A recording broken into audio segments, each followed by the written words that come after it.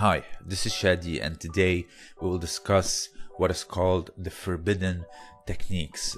This is something that comes up regularly, whether it is a parenthesis that was opened during a discussion, or I'm doing technical analysis, or I'm telling a particular story.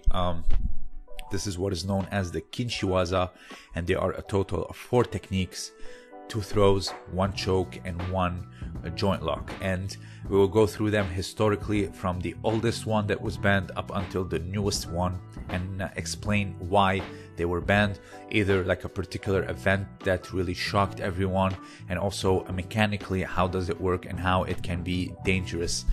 There is a lot of controversy surrounding these techniques. Some say that they are absolutely useless, or they are not that dangerous, and they're being overly protective and a little bit boring by banning them. So today we will discuss all of it, and very importantly explain how they actually work, because a lot of people said, look, I tried this, I tried that, and it doesn't work.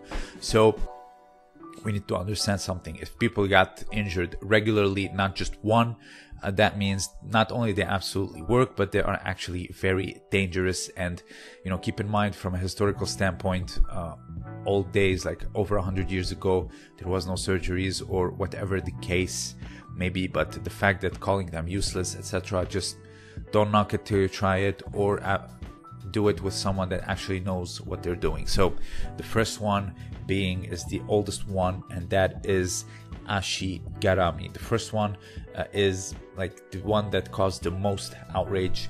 Ashi-garami, the first ever incident or event that really put people against it, was actually 1899. It was at the Butoku-kai in Kyoto, Japan. It was forced soke of Fozen Ryu Jujutsu Matayamon Tanabe against 3rd Dan Yuji Hiruka. So he broke his leg, he didn't even have time to tap out, and everyone got outraged, and they wanted the ban of leg locks. And it didn't happen immediately. People kept getting injured, and they kept getting hurt because of this technique, and it was eventually banned in 1916.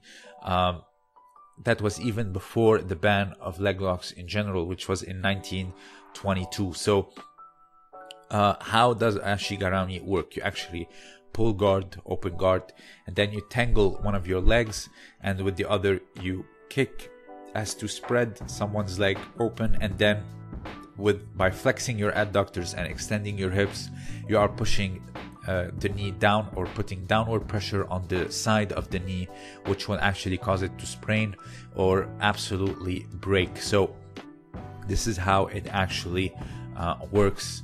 It's not just reaping the knee, but you are actually putting downward pressure, kind of like doing an arm bar with your knee, or like a hizagatame, same but for the knee. So having very strong adductors and just strong legs in general can actually do a lot of damage. So here, let's see it from another angle. You see that, and you actually flex your adductors and open up your hips, or extend your hips. It will cause it to actually shatter. So here you see it in the katame no kata. It is actually the last technique of the kata, which is still performed today, and it is one of the exams. I believe here in France it is to pass from 2nd to 3rd dan, you need to do Ashi-garami or katame no kata. So hence you have to learn it. It is still being taught, just not in randori. So let's see, for example, how it can work, or for those who say it doesn't work, it is a bit similar to this, where you grab the leg instead of the arm, and actually use your knee in order to pin it down, and do downward pressure on the elbow instead. But here you see, obviously it's an arm bar, or like an arm lock. You actually flex your adductor on the knee rather than the elbow, as you see here, and you actually get the tap. So this is how, or another example of how it can work for those who think this is just reaping the knee. You are putting downward pressure with your knee on the knee. So the next one is Do-jime. Do-jime is also banned in 1916, the same year as Ashi-garami. And I need to ask you, have you ever been bear hugged? I have, especially if someone is bigger than you. or older than you, and you are still growing, you can feel like your ribs squeezing, almost about to break, and you can't even breathe. This is Do-jime, but with the legs, and it can actually crack a lot of ribs and also do a lot of kidney damage or internal bleeding if one of your cracked ribs stabbed something. I actually show this picture a lot. It's not just Do-osai, but here it says actually Do-jime. Someone who was Japanese pointed this out, that this is actually just Do-jime. It's not just Do-osai. So they were doing Do-osai from Tenshin Shinryu days, the early 1800s, and not just arm bars and choke from the guard. So imagine back then, 1916, there was no weight categories. So someone that's built like a sumo wrestler against a judoka who was in the -60, like a small man, imagine being put in Do-jime from closed guard or the back mount. They will actually probably end their career and probably their life as well. So imagine someone like bodybuilder quads and adductors squeezing on your ribs. That can actually do a lot of damage. So hence why it is banned. I don't know about other sports. I believe sambo also is banned. They're not allowed to lock their legs, even if it's just closed guard. So Do-jime 1916 as well. The third one is Kani Basami, like what we call today a scissor sweep. You can imagine why it is very dangerous. It can rip out the knees. Just go on YouTube, Google or search Kani Basami gone wrong or Kani Basami knees. You will get a lot of things. I'm not gonna show it here. I think the problem can occur if someone doesn't have their legs aligned and they fall without really having time to extend their legs, extend their knees, and thus they can rip out the ligaments. And also you can shatter the ankle if one of the legs is low. I believe Shintaro Higashi hosted someone that showed a safe variation where they put one of their legs between the legs rather than all the way to the other side. So can it be done safely? Yes.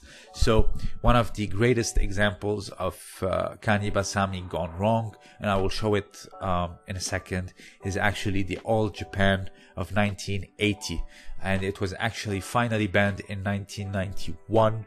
But 11 years ago, one of the biggest, accident happened with Yasuhiro Yamashita, which was the future Olympic champion back then of 1984, and his ankle injury, as you will see just here now, his ankle injury actually affected him in the Olympic Games 4 years after that. As you can see, this is absolutely gruesome. Not only the ankle, but it can also rip out your knees. He was fortunate to only injure his ankle. So you can see a lot of things can go wrong with Kani Basami, especially here with the heavyweights.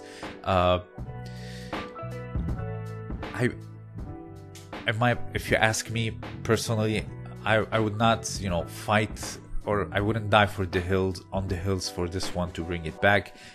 There's just no reason. We often talk about this pansy white belt in BJJ. Imagine someone heavy and also a judoka, and they felt very venturous and they tried to pull this off. No, thank you. So there's no, I would, like I said, I wouldn't die on the hills for this one. It's good that it's banned. It's one of the most dangerous in my opinion, especially in a dynamic game like judo with takedown. This is not BJJ where everyone is eager to go to the ground. So I would just keep it banned. The next one here is Kawazu Gake. A lot of people say this is not dangerous at all. In my opinion, this is the least dangerous, and let me tell you how it can hurt. You are actually tangling the leg all the way from the thigh down to the ankle. So you have your ankle wrapped around, and you have the hamstring and your back of your knees pinning their knee. So when you shoot up, you are actually shooting the leg, and it remains straight. So what can go wrong is that you can fall on that leg as it is straightened, and it cannot bend or go anywhere. So you can fall on the face of the knee and actually really cause damage. That's how it can be very dangerous. Or the side of the knee and rip out ligaments. So here, this is from Tbilisi of 2014. This is a someone actually got away with it. This is I believe Beyond Grappling video. So credits to them. Here you see Shor tried to go for Uchimata.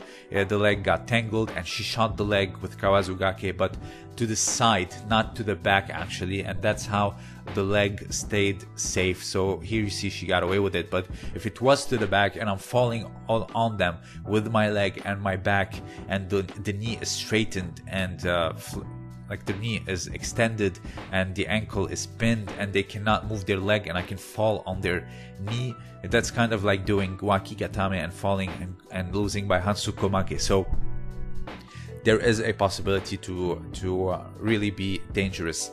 A lot of people get also injured with taiotoshi. Obviously this is not dangerous, but you know, a quote-unquote spazzy beginner can fall on the leg of taiotoshi. I know someone in my class that had their ACL reconstructed because of taiotoshi. So when you involve legs, tangling legs, and a very dynamic game like judo, a lot can go wrong. This is not BJJ. Often people who say it doesn't work or this is not dangerous are people from these particular disciplines that they are not actually explosive in their takedowns and they are eager to go to the ground. So they're not someone that's constantly moving their legs and exploding with takedowns or as skilled with takedowns. So in a very dynamic and explosive game in stand-up like judo, they can be dangerous. So Kawazugake, last but not least, it was actually the first time penalized was back in 2003. So it all stretches from the 19th century up until the 21st. So